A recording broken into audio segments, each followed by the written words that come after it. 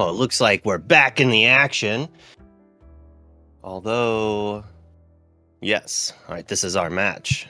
And it looks like I will be by myself for the moment unless Jebas or Wes jumps in here to chit-chat with me. Zan starting off with a popsicle.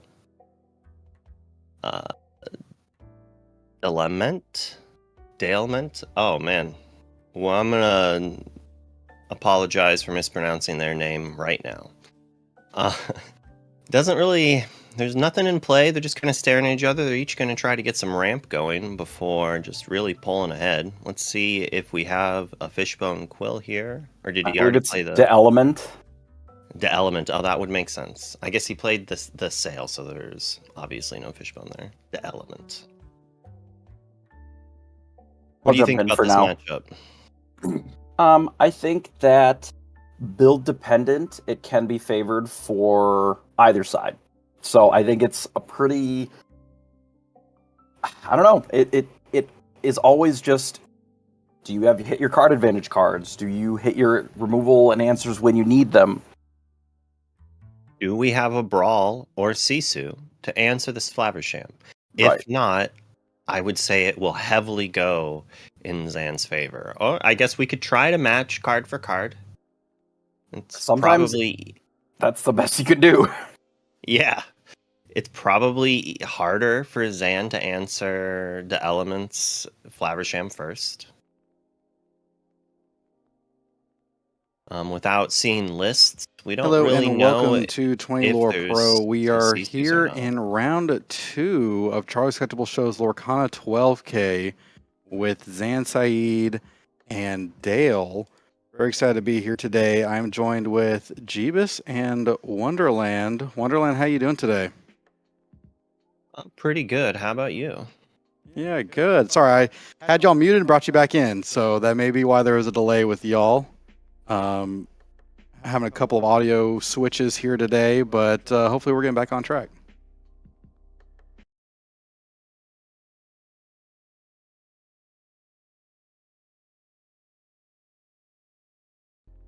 Well, here we are. How are we looking so far? Well, it's kind of a staring contest of Flaversham versus Flaversham, and without the element having a Sisu or a Brawl for the opposing Flaversham, Zan's going to get a draw at least 4 cards off of this. It says round 1 on the top, but no, we are in fact, round 2. Zan, not only an amazing player, but lucky as well, had a round 1 bye. I don't actually know if that was due to some sort of qualifier or award, or if it was just luck. Do you know? I believe it is just big luck. Better lucky than good, but better to be both. Best to be both, yeah. A lot of people cut that last part out. Mostly it's a little egotistical when you say it about yourself, but it's fair.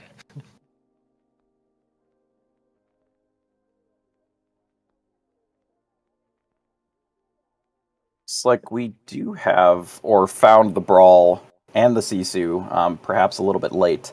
But still, better late than never, I suppose. Well, while Katie and Clara are streaming this match, you can watch it live. Our community pro Zan Syed over on Katie's, the Lorekeeper's Inn's Twitch. We're going to head on over to match number 1. Again, all of his matches are live right now over on Katie, the Lorekeeper's Inn, as well. It will be on 20 Lore Pro's YouTube. I think they've got him swapped around. Do you think he can hear us? Maybe we're not supposed to be watching this match, and they're supposed to be watching that. Do we have a switcheroo? Oh, it looks like we did. Let's see. Yeah, we are now set on round 1. I'm sorry, round 2, feature match 1. This explains as to why you saw the Brawl before I did. I was watching the actual stream instead of the Discord feed because I am fantastic at my job. Wonderland, can you hear us okay over here from the caster's lane? Yes, I can. Awesome. Yeah, we are over here on Feature Match 1. Again, if you would like to watch Zan Syed, he is live over on Katie, the Lorekeeper's Inn's Twitch. We have that linked in the Discord. We will get it linked here on our Twitch chat. But also, all of those matches will be up later on the YouTube. But here we are in round 2, game 1, with our Feature Match 1 with Kwame with Sapphire Steel versus Caden with Amber Steel. This is a crazy looking board compared to the last one. They could roughly be around the same turns, yet the other game had like a Flaversham on each side, and this game has like 1,000 characters. We saw a couple Oswalds in the discard pile there, so they obviously hit some things based on the dozens of items that are in play. Whew. But it's so amazing. It's knocking me back to other games. What is Caden gonna do here? At 4 lore, Questing for 5 doesn't look that appetizing.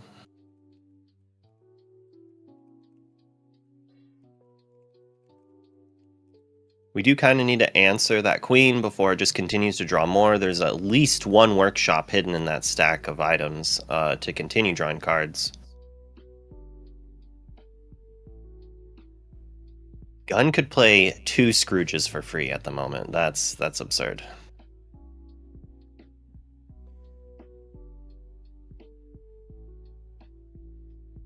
Just a free 7-cost item, you know. Casual, easy.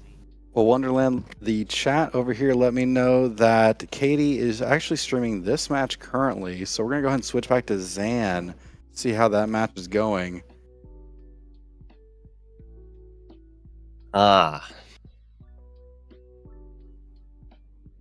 Well, Zan decide. Oh, did we just switch to the exact same match we were already watching? I was going to say Zan was so jealous of the other match, he put some Oswalds into play. But it is the same thing. Caden scoops it up, going on to the next game. Obviously, you're not coming back from this spot. Caden just needs to start off really aggressively and have the turn 2 storm off of a Cindy to answer those Oswalds before they can really go crazy.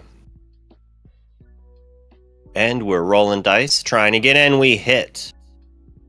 Ooh, a Sisu had wiped one side of that board, and a Scrooge comes down.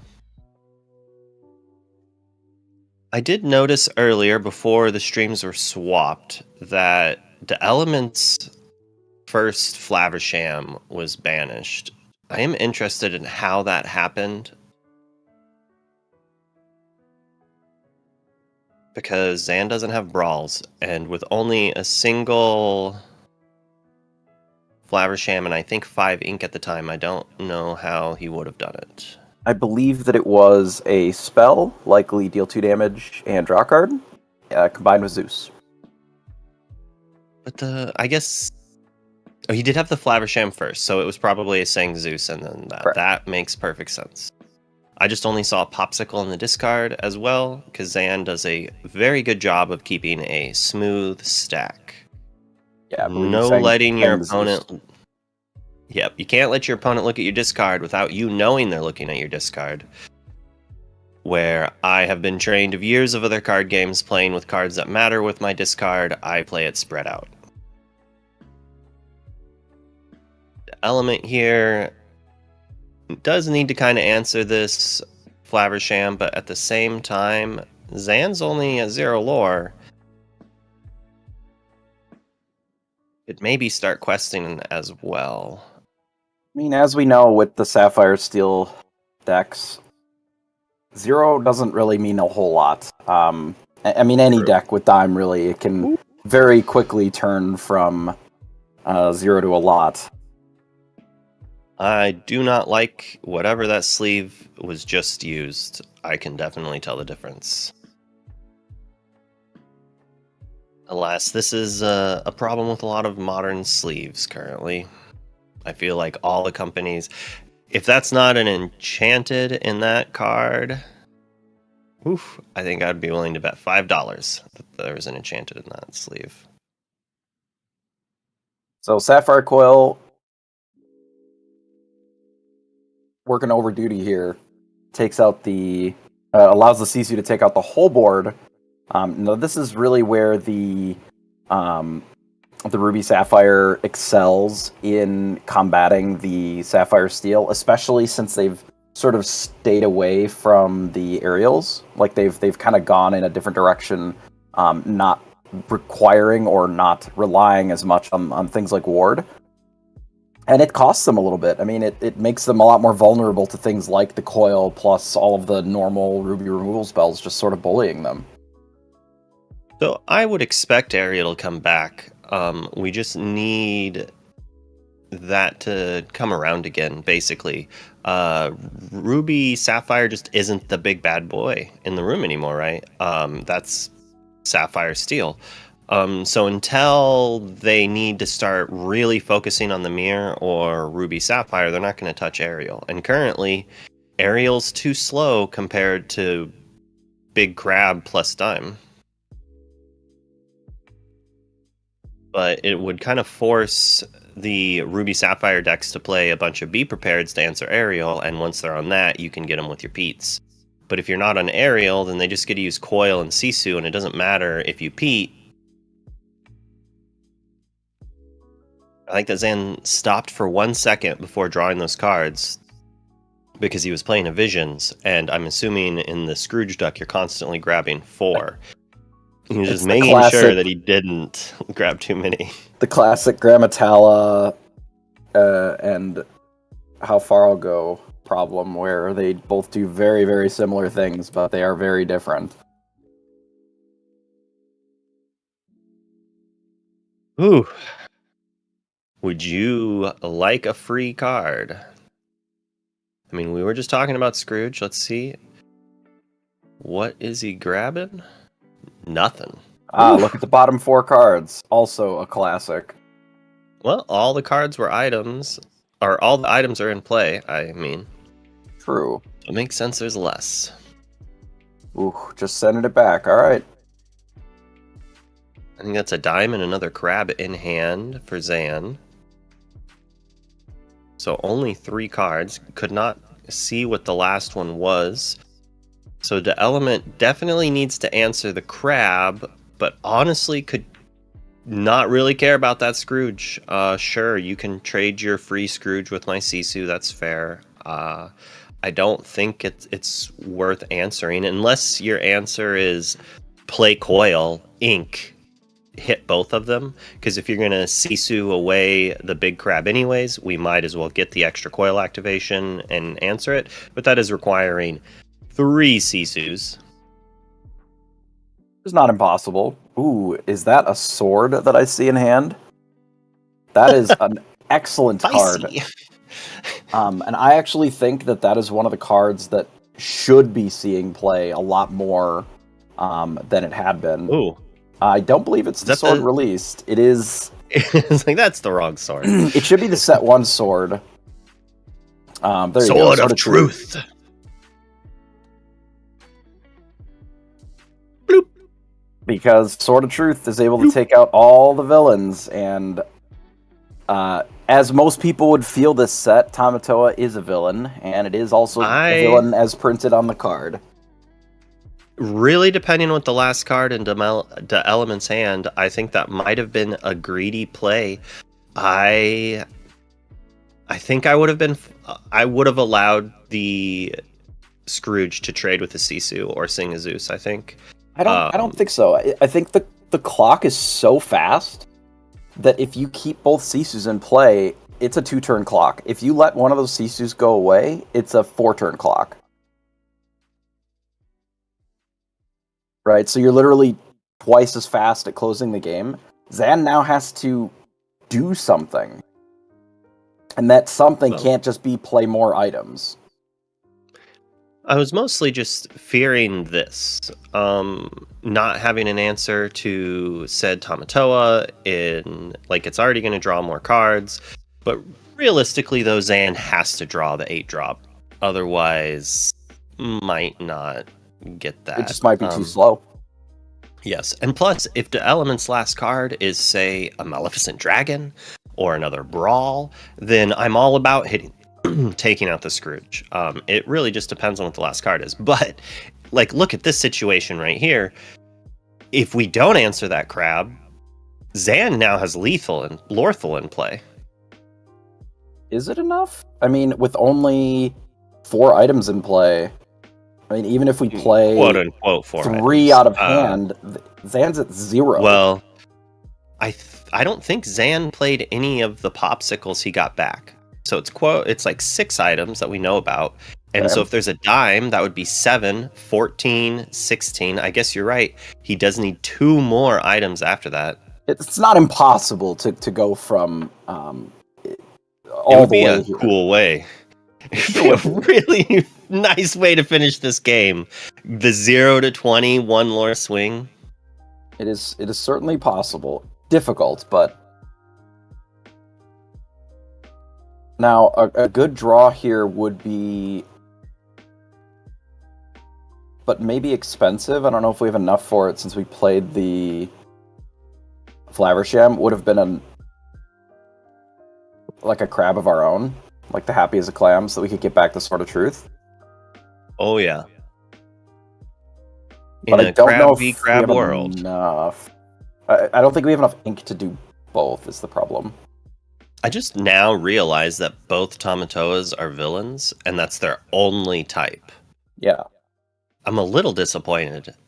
I don't know what the other type should be, but I guess this game doesn't really have crab as a type. So yeah, the actual character typing, like the character name, is not necessarily type worthy, I guess, in this. Yeah. It's like at least not type relevant. Yeah.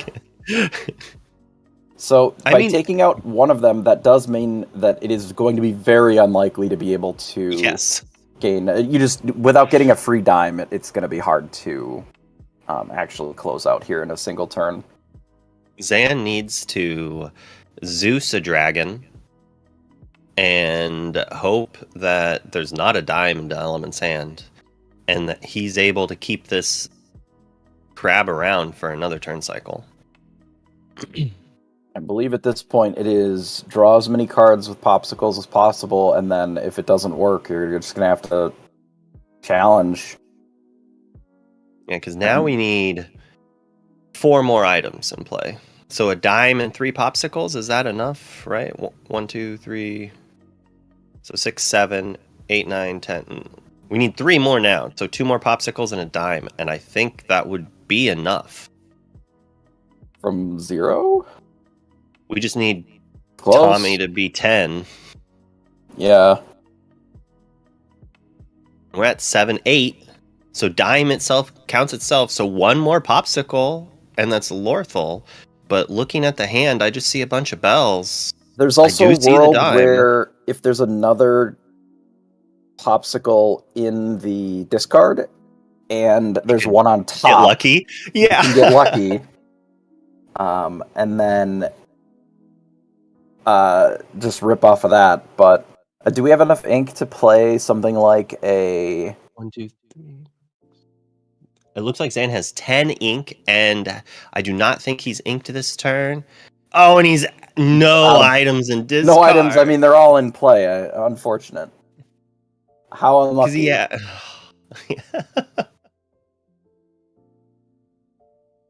The fact that this Thomas is challenging is also just super unfortunate for Zan.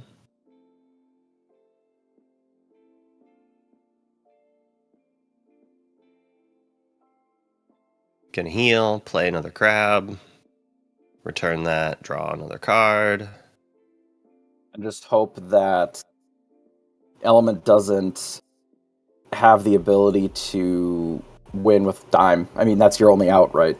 Is you just have to hope it's good enough.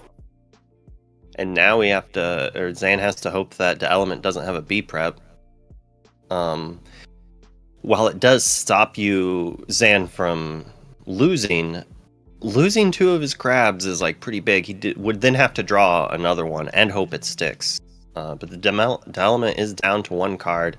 But Flaversham's gonna make us see at least 3 cards next turn. It'll be a handful of cards, and if any of them are dime, the game's just over. If it's B prep, the game is basically just over like a B prep and a TPO is already a disaster. Yeah. Because we go all the way up to 19. Up to 19, and that's not a good spot to be. There's also another world where it's rough. Zan does have another crab in hand, and it's another curved card that just went into Zan's inkwell. And I'm pretty sure I saw strength. So there's a world that next turn, the element quests 19, plays TPO, or plays B prep, plays TPO, then Zan gets to go crab, put a free bell. This stream appears to be over. There is a Happy as a Clam in the Element's hand. And that means that at the very least, he can take out one of these crabs with the sword. With the sword, which could just, given that it's lethal if Zan doesn't win instantly, I would say that it's pretty rough over here. And this is why I really like the sword.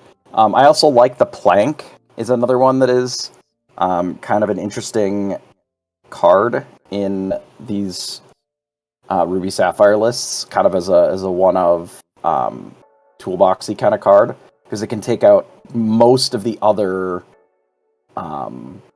type threats that exist in the format, given that it can banish heroes and also ready your villains, which can be your Tamatoas and such. So it does cost more. It does cost more overall. Yeah.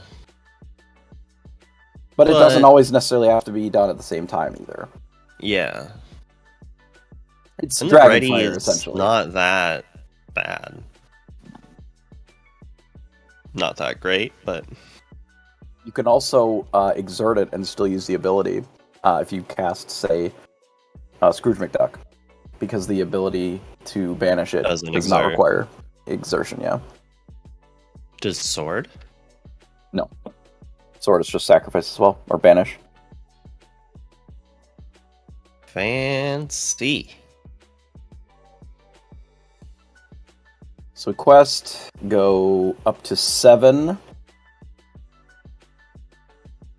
It is possible that if Zan has a generational rip of items that we could dig out enough to win on the spot. Are there 2 lucky dimes and enough ink to play them all? I don't believe so. I think we're short by like... There's another dime. There is, but I think we're short by like 2 ink. Or maybe 1 ink even. He hasn't inked this turn and has a fishbone, though. But even with that extra 2, I think we're still short.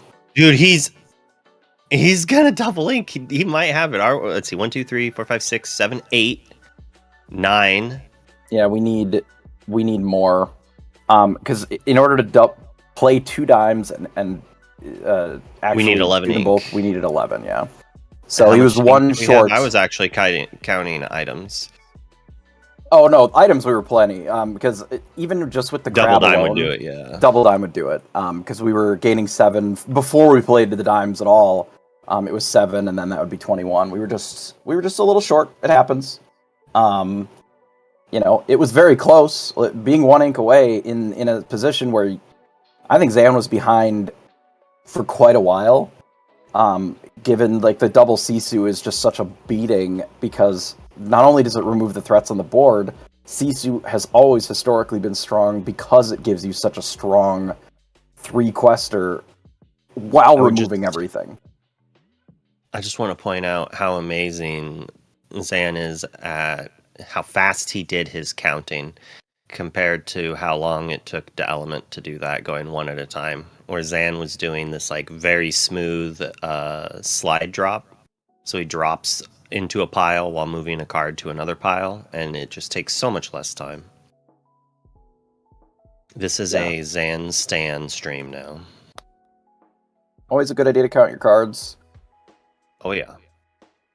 Just make sure you shuffle it nicely afterwards.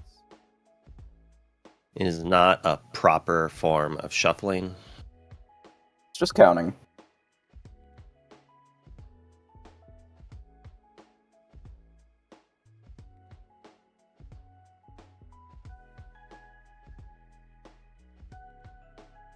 All right, quick alter from our players here.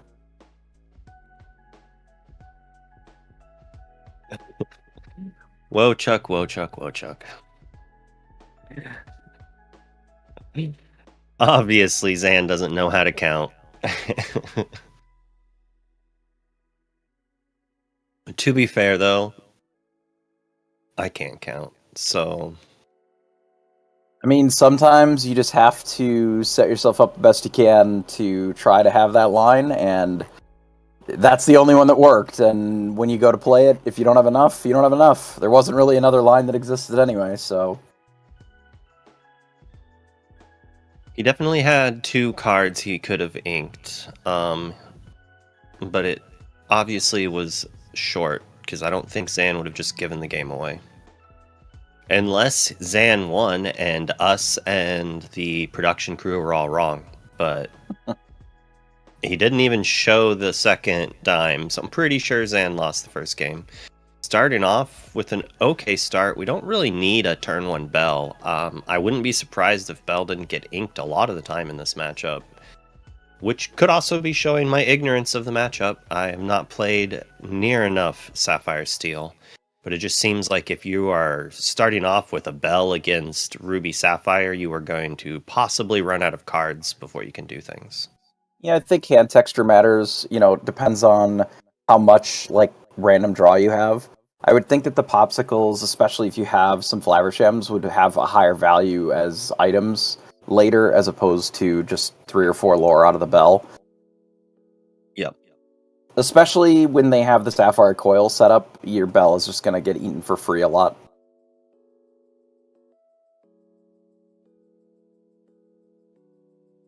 And here, a prime example, the classic popsicle into ramp into Flaversham to draw some cards.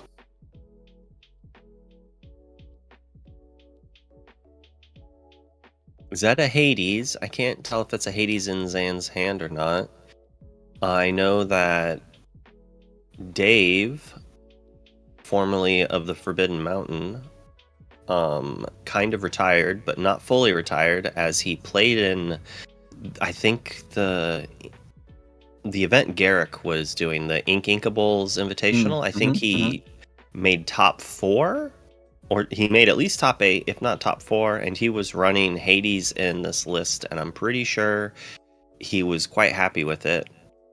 Hades has been doing very well. No wheels.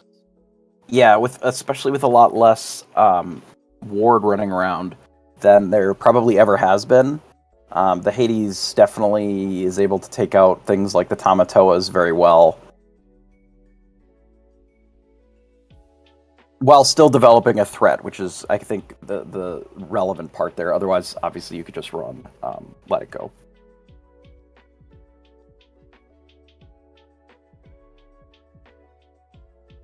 So, a second item cracked now for the Flaversham, which is a little rough for an element. I mean, obviously, you don't want them to be able to draw as many cards. Ooh, this is a bit of a disaster. No items, so the Flaversham just quests in, which I actually think is a mistake, possibly here, given that there's a 4/4 on the other side, and a world of storms. Yeah, exactly. In a world of storms, like, I would be more than happy to trade this 1 lore from this duck for 4 damage plus a storm to take out this Flaversham. It could be that the element was just like, Zan Zeused and then stormed my last one, so I don't want that to happen again. So I'm just going to turn it sideways, which is one way to attack the problem. Might be a worse way, might be a better way. Depends on whether or not you need to get the Zeus also out of their hand. And hey, well, you called it. Yep. Sisu does live, though, which Sisu would have eaten that storm either way. So the storm was happening, I think, regardless. And if we have, say, the shift Sisu that we're sort of banking on, which in this case I don't think is particularly strong right now, Does not seem like the matchup for for doing that trade. If this was Steel Song, I could see being like, sure, take out the Flaversham. Please leave the Sisu, but if we're itemless, I mean, sometimes there's not a lot that we can do. And you don't always want to be eating your coils. That's one of the things I think that's always interesting about Sapphire Ruby to me, is that a lot of the items that, back when it was playing Ice Block and things like that, felt so necessary to have in play that Flaversham, yeah, you could cash them in, but it felt bad when you were using your, toolboxy items for cards. Whereas in Sapphire Steel, all of your items draw a card when they come into play, or most of them. Yeah, exactly. This here. Right. Do you have another Storm plus Zeus? Yeah, we need the Sapphire Coil here to win, right? And you can't really use it to draw cards, which feels pretty bad. I mean, we can. We could. We just need to not be inking the crab the turn we play the Flaversham if we're going to get it back. But all right. We also needed that coil in play to answer that crab right away, which is why we did not see the Flaversham eat it yet. So Zan picks up a couple more items, inks a few more things, plays out the Popsicle and the Fortisphere, draws another handful of cards, and just takes out the Sisu. Probably a good idea to avoid the shift line, in addition to perhaps a double ink or whatever. Zan opting to do a discard spread this game instead of the silky stack might change with more cards entering there. The coil definitely needs to stay in play here. We're assuming the element has some sort of answer for this crab.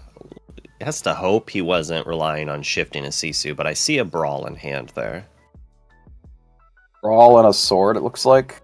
I think debating on inking something and taking both of them out. Inks the brawl. I think Terrace should be more careful about giving away his house, as there is definitely the possibility of a Amethyst Steel list running Fairy Ship. And I'm going to look through the lists, and if I can find one to put on stream, we're going to make you give away your house. Unlucky. Well, or super lucky, depends on who takes the house. True. Yep, as Sky says, with Sword of Truth, anything is possible. There's even a Bell's house. I don't know why it's on stream, but it's because we're giving it away. Terraces, I mean.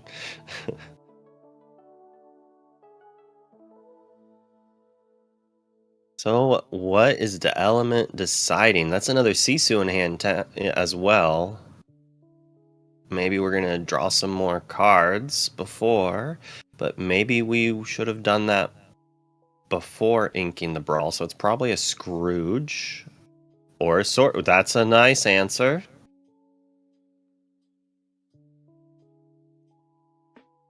I did not see what the coil shrank. I assume the coil shrank the Scrooge, and we probably drew shrank the crab, and then we drew the sword from the Flaversham.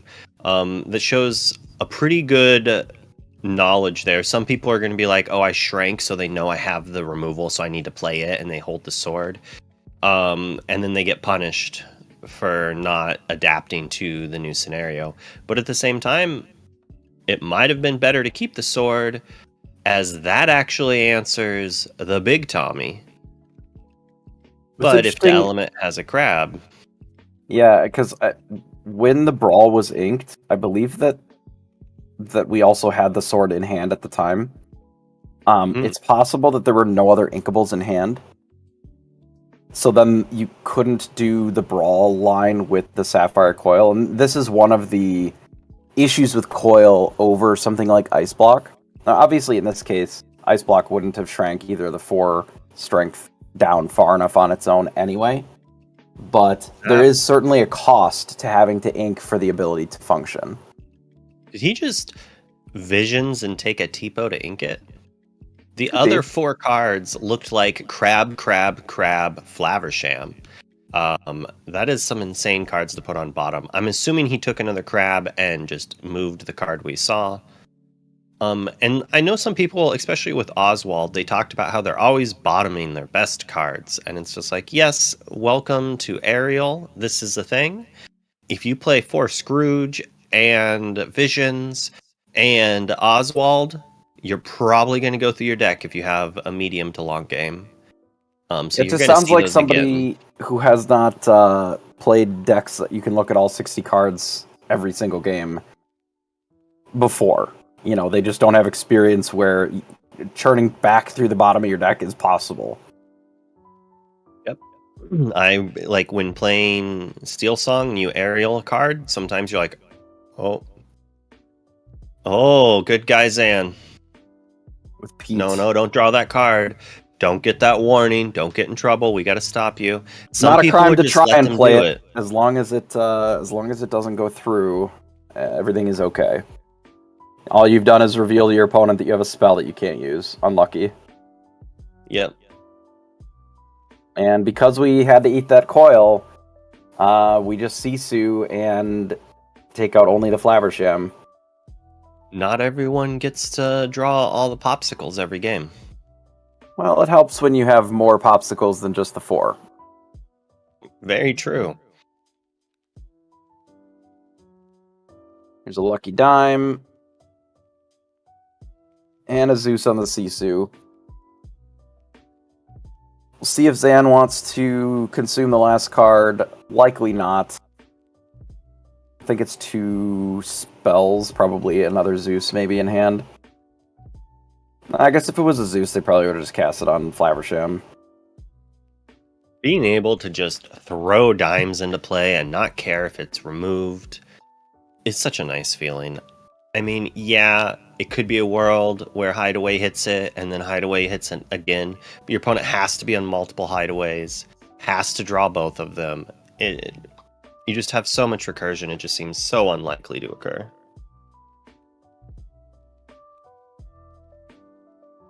Finally, a crab of the element's own here. Getting some, not Popsicle back, but Vitalosphere. Drawing a couple cards off of it. Vitalosphere, markedly not quite as good as Popsicle at doing this kind of thing. So you just start down a little bit more cards, but... Uh-oh. We've got Fortisphere at home, kids. It just doesn't draw cards. Alright. 1, 2, 3, 4, 5, 6, 7, 8, 9, 10. We go to 14, assuming that we bash with everything. Likely going to use this to take out the Flaversham, though, so we'll go to 13. This Scrooge has done an awful lot of work this game at dealing with Flavershams. Yes. I think there's 2 Flavershams down on that one Scrooge. You do not see that often. 4/4 is a big card. Once upon a time, that was Medusa's job. Now it's... Why Ink Dragon? Because it's a double dragon. Maybe even... Zan Syed, don't matter. Fair enough. What I got. I got 13 items and... 13 lore and 7 items and just another crab. That'll take care of it. Where's your find 'em, flatten 'em now, the element? Yeah, there's very little really good item removal in Sapphire and Ruby. There's a little bit in Sapphire. Most of it has a downside, whether it sends it to the inkwell, which is not always a downside necessarily. Most of the time, but yes. A lot of time it is less favorable, but sometimes there's items that you'd rather just be gone forever, such as Lucky Dime and such, where they can't recur it. Now more than ever with as many crabs as there are. But it's hard to run a lot of that because it makes you a lot less powerful into some of your other matchups. You know, once upon a time we saw like the 6-drop Cusco as an option to sort of take out 1 dime in sort of the mirrors, but it's really narrow and they might not even care. It's a really good answer. The problem is that it's best at answering and then being used to apply pressure or beat down things. There's just not a lot of decks full of 3/3s that are also playing items. I mean, sure, Bell's in there, but that doesn't matter. It's the gigantic crabs that just like look at the Cusco and be like, yawn. So it's much better at that point to just play Hideaway and then play a Flaversham as well to try to draw an answer to the other things instead of hoping that Cusco is a solid 2-for-1. Because realistically, most of the time when Cusco is played, it's answering a dime as a Hail Mary or something, or answering a manor. Plus the fact that like you have to ramp the Cusco to answer a manor on curve. And at least with a Hideaway, if they turn 3 it, you can answer it. Although you are helping your opponent a bit. That's the cost. Much better start from the element this game, given that we actually have a Popsicle and a Vitalisphere. Along with both players doing Sail on turn 2 to take us right past our third turn to the fourth one. If the Oswald version went super crazy and they were running like 4 dimes, I could see a world where we ran 4 Hideaway. In this same world, we would probably be playing it on turn 2, targeting on Vitalispheres and Popsicles a lot. Sure. It is another upside of it. It can be used as turn 2 ramp in a pickle. Can't play your Flaversham the next turn, but that was always sort of the secret 9th ramp spell or 10th ramp spell for when you were desperate, right? But if you're playing Scrooges, it's a little bit okay. Like, it's okay to not play Flaversham on curve if you have a Scrooge. It's applying pressure to almost everything except for lore-wise. It's going to answer a lot and draw you the item for your Flaversham the next turn, which you'll have 5 ink, so you should be able to play a 1-drop and then the Flaversham to still not get like super punished.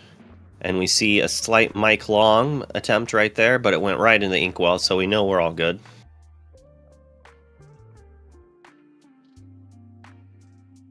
Is it a shark? This time I believe it was a brawl. Okay.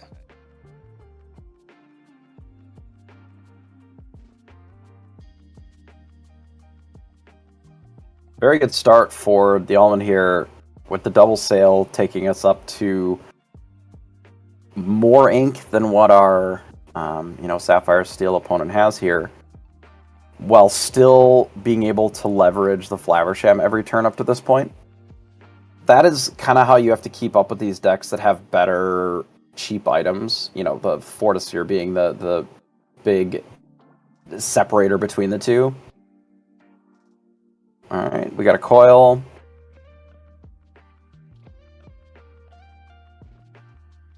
How far will you go? I really generally like how far I'll go. I think it's a very good card. I like it a lot less in this meta than I did in the previous one, I think. And mostly just because there's so many Petes running around. I do still like it with Sapphire Coil, and I think you kind of have to run it in the Ruby version, but... Sisu. Alright, double coil from the double ink. Sisu the duck here, and put a little bit more pressure on the board, not a ton, but honestly, those Sisus do a pretty good job of pressuring the life total a little bit more than, the lore count, more than they would in a lot of matchups, because Zan does not have an easy way of dealing with them that doesn't cost a lot when the board is not developed, right? Yep, that is the downside to songs. If you do not have a singer, you're normally paying a little bit more than you would otherwise for the effect. Maybe. So, with that logic, we should have a 2-cost uninkable action that deals 2 damage to a character or location and draws a card. Give me an uninkable boom that draws. It's a storm that you can't sing. We got one less. We got one where you can discard a card and then you do an extra 2 damage. That's kind of like drawing a card. If the world wasn't full of daisies, that would be awesome, actually. But in the current meta we live in, we don't need to shift. We don't need that 3 lore. We need to diversify our threats. So it would take 2 turns of that Sisu questing to make up for not shifting that Sisu. It appears that we getting rid of the Sapphire coil here is... It could either mean one of two things. It could mean that we have a crab, and we're not worried about the Sapphire coil being gone. Or it could mean that we have no other items to work with, and we're just trying to dig a little bit. Working around the idea that we just got rid of one of our primary... get it back. Yeah. Maui's real nice, but not Maui. Here. It's an enchanted Maui. Does look like we have the sword and a dragon, so we're not as worried about double dragon individual Odd crabs dragon, here. I guess it is still a human, so still only double dragon. This is quite the clock. It's not looking fantastic for Zan. It does appear that the element also has the Sword of Truth, which can take care of another crab very easily. But this, I think, is the problem with Sapphire Steel. It does a lot of game actions when it's ahead, but when it gets behind, its board really sucks at coming back from being behind. Like, you're just doing stuff. Here's a 4/4. I'm going to draw another card. Here's a crab. I'm going to draw 2 more cards. And they're like, okay, I'm going to quest for 8. Yeah. If there's a dime, this game is over. I don't see a Zeus in Zan's hand. Like, there's so many characters in play that there just aren't clean answers for in Sapphire Steel because they're just not playing any area removal. We just play this sword, take out that crab, and just win. Send in the clowns, and the game is just over. Because there's just no way for Zan to ever deal with this many things in a single turn. It just doesn't happen. Correctly sequencing in such a way that we still have that Sword of Truth, but we're trying to leverage the Flaversham best we can rather than putting ourselves at risk for no reason, essentially. Alright, so we quest out, gain another 7, we go to, 19? We didn't start with the sword because he was trying to find a Sisu to just quest out. Sure, that makes sense, yeah. But I think it is reasonable. It could have been reasonable to show the Sword of Truth. I think Zan probably would have scooped just to the sword to begin with. But I also think that it's fine to play your turn like normal. In the best way possible. I think Zan would appreciate it either way. Yeah. Given the caliber of player, right? And that does it. Ruby Sapphire showing that it can be geared to take down the Menace. If you don't have the combo, it's going to be rough. And with Sword of Truth was doing work, I think it took out 3 at least villains in those games. Yeah, I mean, Sword of Truth to me is just Dragonfire a lot of the time that you can recur with Tamatoa sometimes.